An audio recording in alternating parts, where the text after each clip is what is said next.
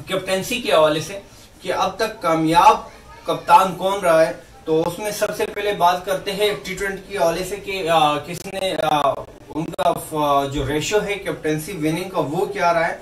T20 में मैं आपको मैचेस के हवाले से बताऊंगा और ये सिंस 2000 से है, यानी इस सदी के हवाले से आप बताएं कि इस सदी में सबसे कामयाब तरीन कप्तान कौन रहा है। तो उसमें सबसे पहले मैं शाहिद अफरीदी की बात करता हूं। तो शाहिद अफरीदी जब कप्तान थे तो उन्होंने 19 मुकाबले जो है ना वो विन किए हैं, जबकि 23 मुकाबले हारे वो। उसके बाद फिर शुएब मलिक कप्तान बने हैं, तो उन्होंने 6 मुकाबले जो है ना वो हारे हैं और 13 मुकाबले वो विन किए हैं अपने कैप्टेंसी में। ये T20 फॉर्मेट की बात हो रही है। और उसके बाद जब मोहम्मद हफीज है तो वो 11 मुकाबले हारे हैं, जबकि 17 मुकाबले उन्होंने विन किए हैं। इसके बाद अगर हम सरफराज अहमद की बात करते हैं तो वो सिर्फ 8 मुकाबले हारे, जबकि 29 मुकाबले उन्होंने विन किए। अगर बात करते हैं बाबर आजम की, जिनको कैप्टेंसी से अभी अभी हटाया गया है, तो उनके 23 मुकाबले वो आ रहे हैं, जबकि 42 मुकाबले वो विन किए हैं। तो अगर मेरी नजर से इस चार्ट को देखा जाए जो आपके सामने भी स्क्रीन पर है, उसमें तो बाबर आजम ही सबसे बेस्ट हैं। साथ में ये भी देखा जाए कि बिल्कुल बाबर आजम ने बहुत ज्यादा गलतियां की है, उसमें कोई दोहराया नहीं है, लेकिन ये एक चार्ट बनाया था जो आपके साथ शेयर किया है। उसके बाद अगर हम ओडीआई की बात करते हैं तो उसमें वसीम अकरम से हमने स्टार्ट लिया है, जिनका शिकस्त और फतह का जो रेशियो है चार्ट में वो 0.66 है, जबकि उसके बाद मोइन खान का जो रेशियो है वो 1.142 है, यानी 1.142।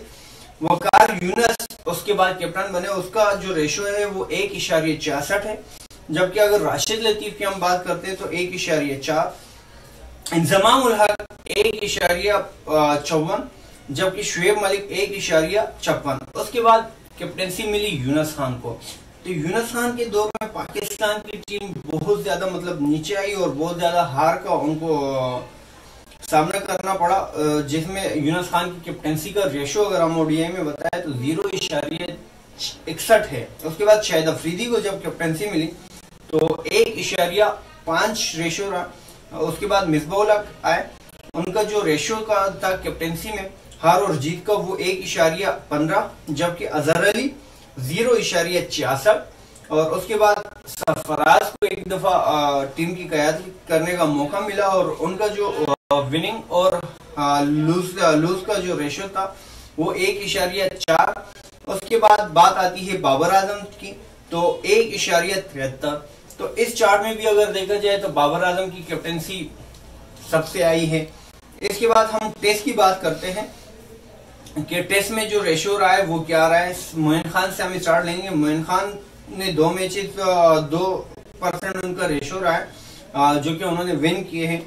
उसके बाद वकार यूनस को जब कैप्टेंसी का वो मौका मिला तो उनका जो है रेशियो वो 1.28 है। और उसके बाद इंजमाम उल हक को मौका मिला, उन्होंने एक ही मैच की कैप्टेंसी की है टेस्ट में और वो मैच वो हारे हैं अपनी कैप्टेंसी में। उसके बाद मिसबाउल हक है, जबकि उनका विनिंग और लूजिंग का जो रेशियो था वो 1.36। उसके बाद सरफराज अहमद की जो क़यादत रही टीम में वो इतनी खासा अच्छी साबित नहीं हुई पाकिस्तान की टीम के लिए, क्योंकि उनका जो रेशियो रहा वो 0.5 रहा हार के हवाले से, क्योंकि जीत तो उनकी उसमें बहुत कम ही रही है। और उसके बाद अगर बाबर आजम की बात करते हैं तो फिर बाबर आजम इस फॉर्मेट में भी सबसे आगे है, 1.66 इनका रेशियो रहा है। तो ओवरऑल अगर देखा जाए तो बाबर आजम की कैप्टेंसी हर फॉर्मेट में सबसे बेहतर रही है, लेकिन उसके बावजूद में फिर ये चीज कहना चाहूंगा कि कुछ गलतियां वो करते थे, शायद उससे उनको सीखना चाहिए था या उसको मजीद मौका देके इन गलतियों में उसको गाइड करना चाहिए था, या वो इससे बेहतर होके हो सकता है कि एक बहुत काबिल कप्तान साबित होते।